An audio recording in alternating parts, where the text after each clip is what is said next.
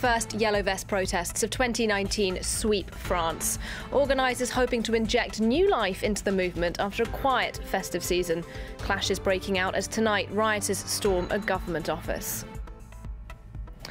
Talks to get the US government up and running again. Vice President Mike Pence sitting down with Democrat leaders 2 weeks into the federal shutdown. No sign of a breakthrough, though, as President Trump warns the freeze could last years. And being crowned king of the cake. On the eve of Epiphany, we take a close look at an unusual and tasty festive tradition here in France. Good evening and thanks for joining us this hour here in the France 24 newsroom. Our top story. Yellow Vest demonstrators here in France have rung in the new year with their first protests of 2019. For the 8th weekend, thousands took to the streets in central Paris, as well as in cities up and down the country, calling on President Macron to listen to the frustrations of ordinary citizens. Following a relatively calm morning, clashes broke out as night fell. On the left bank of the River Seine, police fired tear gas and water cannon at marchers after fringe groups of rioters stormed a ministry building here in the capital. Erin Aginki brings us the latest. It's the Yellow Vest movement's first round of protests in 2019, and many say they're determined to continue all year. On Saturday, at least 50,000 protesters came out across France for the 8th straight week of demonstrations. Though the protests remained largely peaceful in the morning, clashes with authorities broke out in multiple cities early on into the evening. In central Paris, rioters torched cars and set barricades on fire. Elsewhere in the capital, protesters launched projectiles at police officers who responded with tear gas. Though the scale of the protests has decreased in recent weeks, many Yellow Vests have vowed to continue mobilizing, saying the government's recent concessions are not enough. We've been tightening our belts for 15, 20 years. We've had enough. We're still in an era of nobles and serfs in 2019. We've had enough of being dragged around by those in power who look down on us, who look down on the people, who trample all over us. Of Macron, who says we're nothing, that we're a crowd full of hate, even though we've just shown that this demonstration was amazing, peaceful, that there was no trouble. In response to Saturday's tensions, Interior Minister Christophe Castaner held an emergency crisis response meeting in the capital and urged protesters to respect the rule of law. More then on this story. Let's talk now to Andrew Smith from the University of Chichester. He joins us now from there. Good evening to you. First of all then, it's clear that the leaders of the Yellow Vest movement do want to try and inject some new life into it, but there are fewer people on the streets and far fewer clearly defined goals for the Yellow Vests. Do you think going into 2019 it can survive?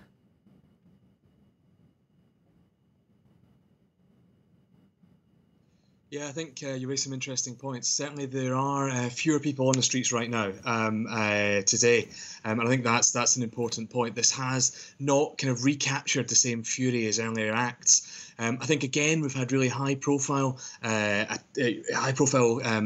violence in Paris. Of course, we saw scuffles today with police around the Senghor Bridge at Tuileries. We got the invasion of the kind of office of Benjamin Griveaux as well. We've got quite a lot of violence, I think, around these kind of things, and that really kind of amps up what we actually see.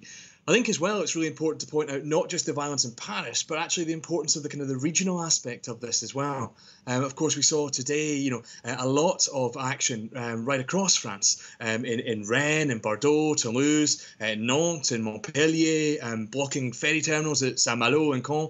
This is something that's going on right across France. So in answer to your question, can it survive? I think it's something that certainly will keep going, will survive. There are still these kind of repertoires of real kind of anger that are fueling this kind of colère as it kind of develops right across France. And what then of the response from the government? We've seen them on the one hand trying to make clear concessions towards the movement. On the other hand, we've also seen them employing some pretty heavy police tactics. Neither of them apparently doing enough to quell the movement. So what do they do now?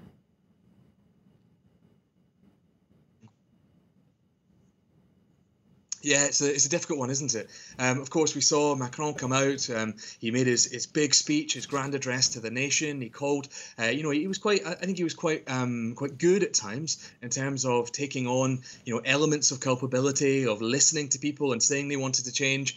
And we heard again at New Year a kind of different message, an idea of sort of a relaunch that was going to happen. And you're right, they've tried ideas of trying to listen to the public a bit more. These ideas of the kind of the grand consultations that are going to happen, which actually tries to draw the mood of the public a little. But you're also right, there's been a lot of quite heavy-handed policing. Of course, every time you see videos of scuffles in the street, it's not just kind of black-clad protesters attacking the police, but also the police being fairly heavy-handed themselves. There's been liberal use of tear gas, quite a lot of beatings from the CRS by the looks of it as well, from footage that's kind of firing around the internet as we see. But likewise, the arrest on Wednesday night of people like Eric Drouillet, who's one of the big symbolic spokesmen of the movement. He wouldn't claim to be an official spokesman, but I think people like that being arrested is a kind of rallying point for many people that have actually already found their way to the streets, that have been socialised in this movement, that have met other people involved and really feel they're identifying with part of it.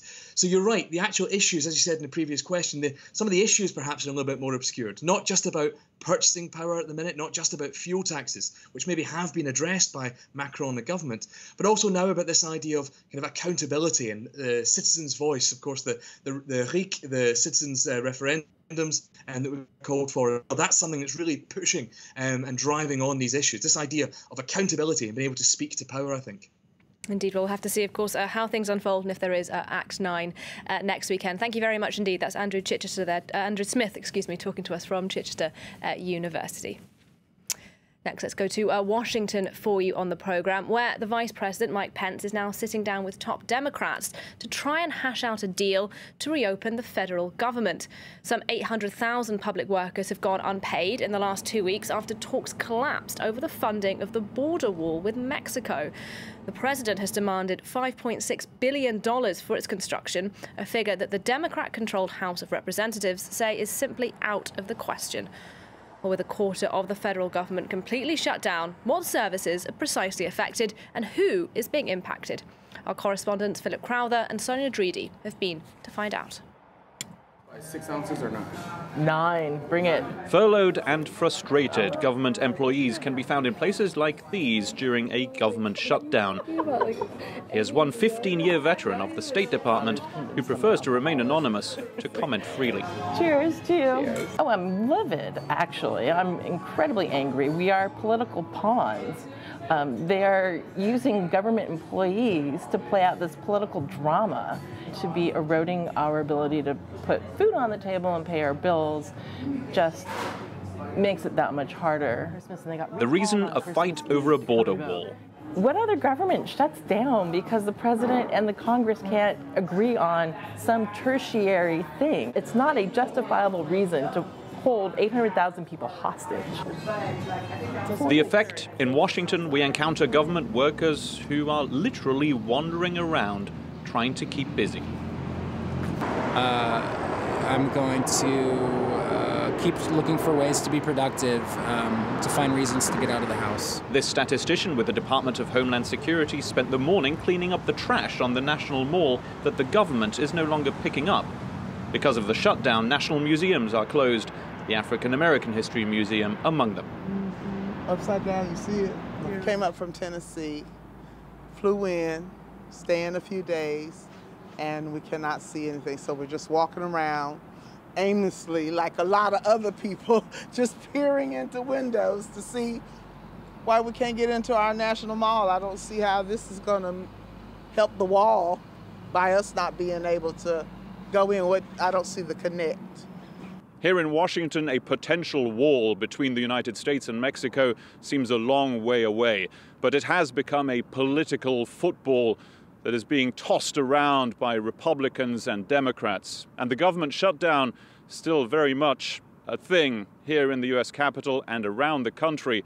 Well, that remains the top priority for this House of Representatives in a newly divided U.S. Congress. It's Philip Crowther with that report for us. Finally, have you ever eaten king cake? Well, if you're here in France over the festive period, you probably will have seen some of these lining boulangerie windows. Now, these golden tarts are made of frangipane, and they're hugely popular here in France at this time of year. They're eaten to mark the Festival of Epiphany, which is being held tomorrow. And if you are the person who's lucky enough to find the fève in your cake, you're crowned king for the day with that golden cardboard. We'll have more for you on that story in the next editions of France 24. So do stay with us for that. Much more still to come on the programme.